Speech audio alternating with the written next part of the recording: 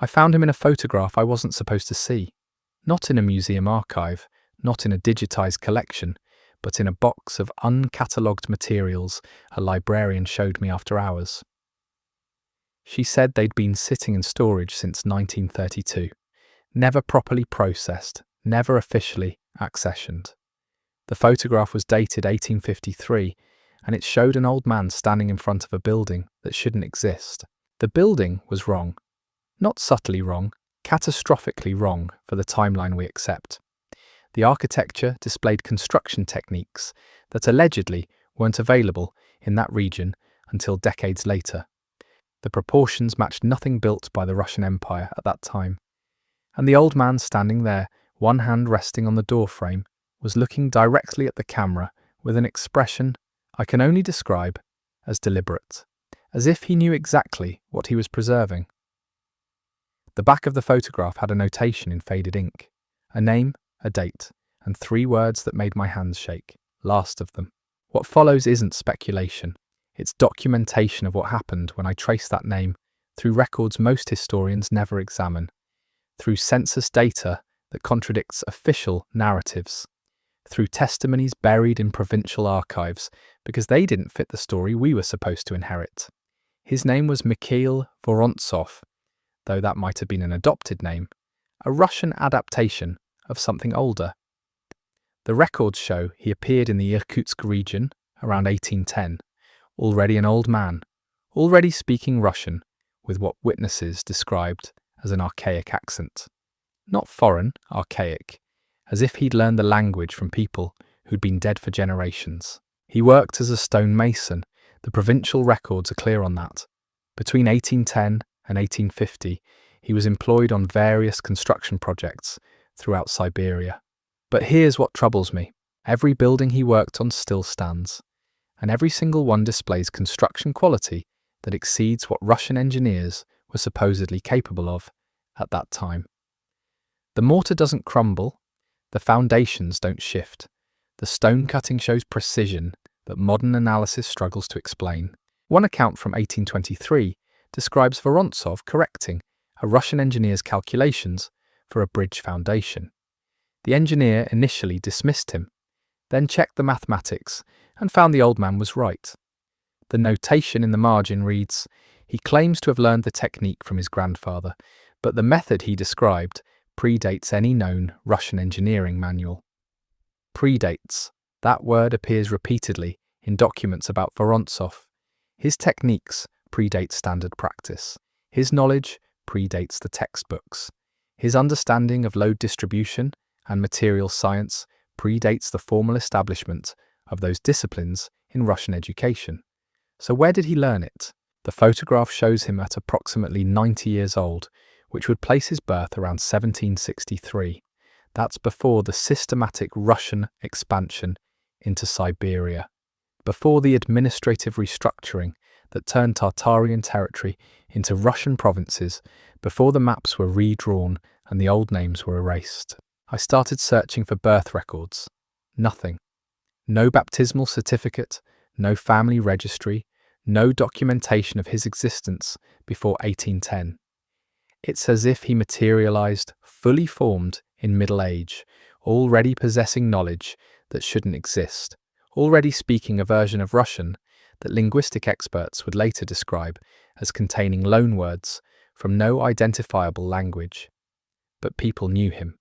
The provincial archives contain dozens of references. He was hired repeatedly, trusted with important projects, consulted on engineering problems. A merchant's diary from 1831 mentions commissioning Vorontsov to repair a warehouse foundation and notes, the old Tartar worked with methods my own contractors couldn't comprehend. There's that word. Tartar, used casually, as if everyone understood what it meant, as if it required no explanation. By the 1840s, Vorontsov was ancient. The records describe him as frail, nearly blind, still working, but clearly failing. And that's when something strange begins appearing in the documentation. Multiple accounts of him telling stories, not to entertain, to preserve. Speaking to anyone who would listen about buildings that no longer appeared on maps, about cities whose names had been officially forgotten, about construction projects on a scale that supposedly never existed in Siberia.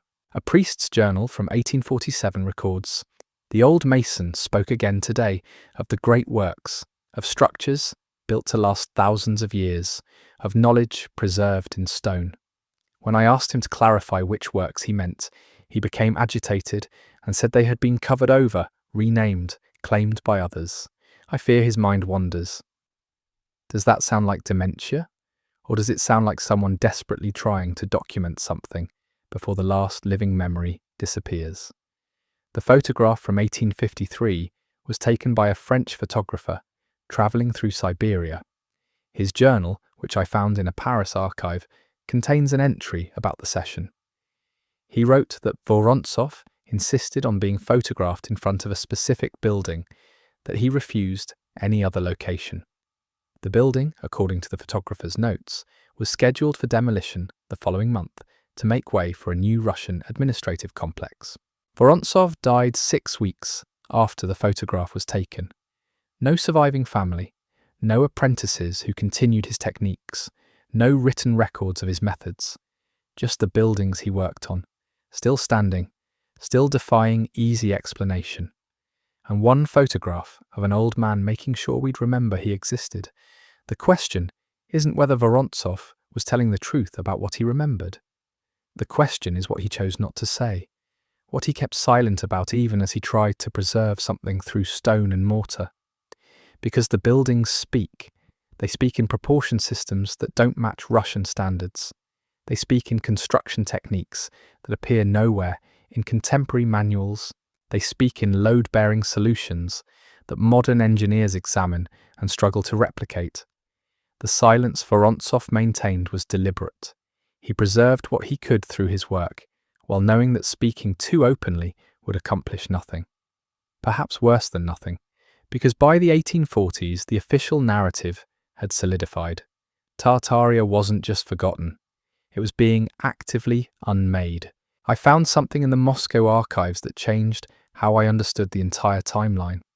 A directive from 1838, buried in administrative correspondence about provincial reorganization. The language is bureaucratic, almost boring, but the instruction is clear. All references to previous territorial designations in official documents are to be updated to reflect current administrative boundaries. Mapmakers are to use standardized nomenclature. Historical records are to be consolidated and corrected for consistency. Corrected for consistency. Not preserved accurately. Corrected. This wasn't about updating outdated information. This was systematic revision of the historical record while people who remembered differently were still alive. And it worked because who argues with administrative efficiency? Who questions when the government decides to standardize naming conventions? The changes happened so gradually, so bureaucratically, that resistance never formed. One map at a time, one archive at a time, one generation at a time, until the correction became the only version anyone remembered. But buildings can't be corrected as easily as documents. I started mapping every structure Vorontsov worked on that still exists, 13 buildings across Western Siberia. They form a pattern. Not geographically random, but following what would have been major routes on those old maps, the ones that showed Tartarian trade networks. And these buildings share something beyond construction techniques. They share damage patterns. Every single one shows evidence of significant structural modification in the late 1840s or early 1850s. Not maintenance, modification. Upper floors reduced, facades simplified, decorative elements removed or covered. The official explanation in each case is different. Earthquake damage repair, fire restoration, modernization. But the timing clusters too tightly, and the modifications follow a pattern. They make the buildings look less sophisticated, less ambitious, more consistent with what Russian provincial architecture was supposed to be. Someone was erasing evidence, not destroying it completely. That would draw attention, but diminishing it, making it ordinary, making it forgettable. There's a building in Tobolsk that Vorontsov repaired in 1842. The municipal records describe it as a warehouse, but the foundation work exposed something the records mention, once then never reference again. Underground chambers extending 3 levels below the basement. Stone construction using methods the local inspectors couldn't identify. The chambers were ordered sealed, filled with rubble. The official reason? Structural instability. But Vorontsov's repair work on the upper structure was specifically designed to redistribute weight off those sealed chambers, as if he knew they were there, as if he was trying to protect them even while being forced to bury them. What was in those chambers? The records don't say, but 6 months after the sealing was completed, 3 different Russian military units were stationed in Tobolsk, despite no documented security threat. They remained for 2 years. Then they left. The building was declared safe. Life continued.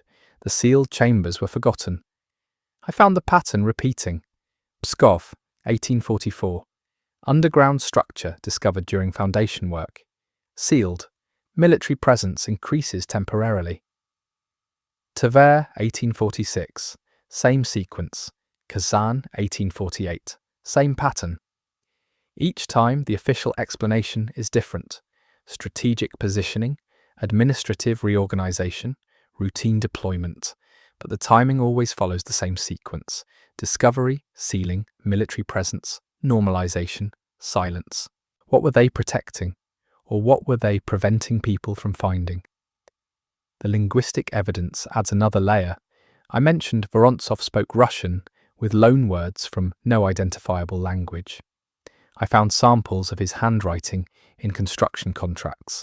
The Russian is grammatically correct, but the letter formations are strange. Certain characters written with flourishes that serve no purpose in Cyrillic, but would make sense as diacritical marks in a different alphabet. As if he learned to write Russian by transliterating from something else. A linguist I consulted, someone with no knowledge of this investigation's context, analysed the samples. Her assessment, the writer's native language likely had a more complex consonant system than Russian and possibly used tonal distinctions. The loan words she could identify showed phonetic patterns inconsistent with Turkic, Mongolic, or Uralic language families. When I asked what that suggested, she said it suggested either a language isolate or a language family not currently recognized by mainstream linguistics, or a language we've been told never existed. I kept finding fragments, a merchant's ledger from 1839, records purchasing materials from someone described as speaking the old commercial tongue. Matreis, a missionary's letter from 1843 mentions encountering elderly residents in a remote settlement who used antiquated speech our interpreters couldn't fully pass. A military report from 1851 notes confiscating documents written in unrecognized script during a routine inspection. None of these references elaborate. They mention the anomaly and move on. As if finding linguistic evidence of something outside the official narrative was so routine it didn't warrant investigation, or as if investigation was quietly discouraged. By 1860, these references stop appearing, not because the anomalies ceased, but because the people who remembered had died. Vorontsov's generation, the last living bridge to whatever came before, was gone, and with them went the possibility of verification. Now we only have what they left behind, buildings that whisper in proportion and technique, photographs that preserve faces without names, documents that mention mysteries without solving them. The official history declares the case closed. There was no Tartaria, just scattered peoples with no unified identity, just primitive settlements that left no lasting mark, just scattered peoples with no unified identity, just primitive settlements that left no lasting mark. But the buildings are still there, the proportions still wrong, the sealed chambers still hidden, the linguistic ghosts still haunting the margins of documents no one reads anymore. And here's what makes me question everything. When the Soviet Union rose to power, One of their first administrative actions was conducting comprehensive architectural surveys of former imperial territories. Thousands of buildings documented, measured, catalogued. The surveys from 1920 to 1935 are remarkably detailed, except for one category: pre-1850 civic buildings with underground components. Those entries are sparse, measurements incomplete, diagrams missing. As if the Soviet archivists encountered the same sealed chambers, the same mysterious proportions, and made the same decision their Tsarist predecessors made. Don't investigate, don't ask, just note the anomaly and move forward. Why would a revolutionary government dedicated to dismantling imperial mythology choose to preserve imperial secrets, unless those secrets predated the empire itself? Unless revealing them would undermine not just Tsarist legitimacy, but the entire historical framework both regimes depended on. I found a memo from 1928, a Soviet architectural commission requesting permission to excavate beneath the Tobolsk Kremlin to assess structural integrity. The request was denied, not by local authorities, by Moscow, by the Central Committee directly. The stated reason: risk of destabilizing the foundation. But foundations are excavated and reinforced constantly. That's standard preservation work. So why was this particular foundation untouchable? 3 years later, the building was damaged in a minor earthquake. Repair crews were brought in from Moscow, not hired locally. They worked behind screens. They completed the work in half the usual time. Then they left. The local engineers who'd requested the original excavation were reassigned. One to Siberia, one to administrative work in Ukraine. One simply disappeared from records. The pattern holds. Different government, same response. Protect the secret. Silence the curious. Maintain the official narrative at any cost. What could possibly be important enough to transcend political upheaval? To survive regime change? To unite Tsarist bureaucrats and Soviet commissars in common purpose? I think about Vorontsov standing in that Tobolsk Kremlin, speaking Russian with words that shouldn't exist, writing in an alphabet that wasn't quite right, sealing chambers he was ordered to seal while ensuring the weight above them wouldn't crush what lay hidden. Was he protecting something, or was he trapped, following orders he didn't agree with but couldn't refuse? The photograph shows his eyes, not defiant, not resigned, just tired. The exhaustion of someone carrying knowledge they can't share, watching history being rewritten around them, knowing their children will inherit a lie. How many others were there like him? People who remembered but couldn't speak, who knew the buildings were wrong but built them anyway, who watched the maps change and said nothing. Generation after generation, the knowledge fading, until only the physical evidence remained, until even that evidence was explained away. I started this investigation looking for giants.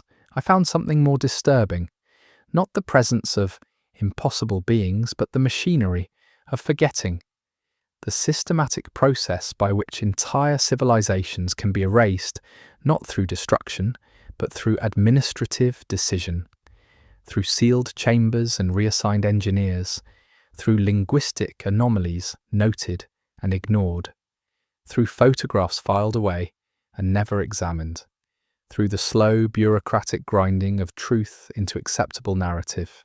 The giants might have been real. The sealed chambers definitely are. The architectural anomalies persist regardless of explanation. The linguistic evidence exists in fragments scattered across archives. The pattern repeats across continents and centuries with precision that defies coincidence. But what haunts me isn't what was hidden.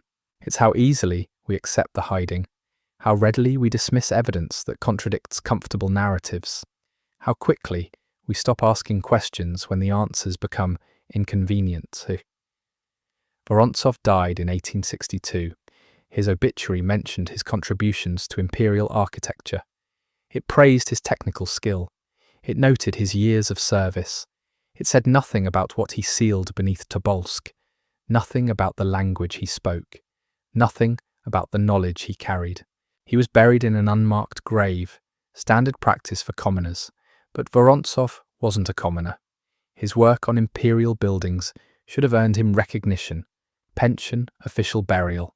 Instead, he got silence, as if even in death he remained dangerous, as if the secrets he knew needed to be buried with him. The grave was in Tobolsk's eastern cemetery. I found the location in church records. The cemetery was demolished in 1934 to make room for industrial development. The bodies were supposedly relocated, but there's no record of where Vorontsov's remains went. Just another erasure, another convenient disappearance. Standing where that cemetery used to be, now a concrete plaza, I understood something. The forgetting isn't passive, it's active, it's maintained. Every generation makes the choice again. Seal the chambers, reassign the curious, demolish the cemeteries, rewrite the textbooks, not through conspiracy but through countless small decisions that all point the same direction, away from questions, towards certainty, toward the official story. The buildings remember even when we choose to forget. The proportions remain wrong. The sealed chambers stay hidden. The evidence persists.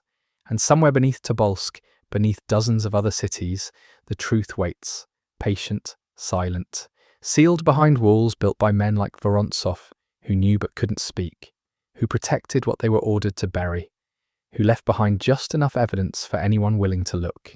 The question isn't whether Tartaria existed. The question is why we're still not allowed to ask. I keep coming back to that photograph. The old man's hand on the doorframe, the building behind him that would be demolished within weeks, the expression on his face that wasn't quite resignation, wasn't quite defiance, just awareness. He knew what he was doing.